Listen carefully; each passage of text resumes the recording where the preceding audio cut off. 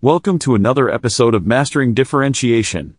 In this video, we'll be exploring the derivative of the function log. So, let's get started.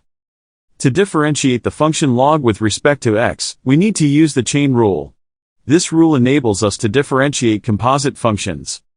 First, let's recall the chain rule. If we have a composite function f, the derivative is given by f times g.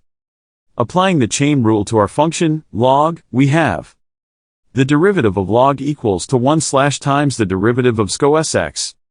Now, let's find the derivative of 𝑥_x. To do this, we'll use the product rule. The product rule states that if we have two functions, f and g, the derivative of their product fg is fa plus fg. Applying the product rule to 𝑥_x, we have the derivative of 𝑥_x equals to 𝑥_x, 𝑥_𝑥. Now, let's substitute this result back into our original equation. The derivative of log equals to 1 times. Simplifying further, we have the derivative of log equals to /. And that's our final answer. Remember, differentiation is an important tool in calculus that allows us to analyze the rate of change of functions.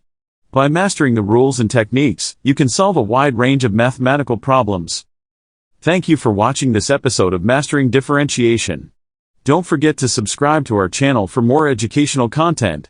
Stay tuned for our next video.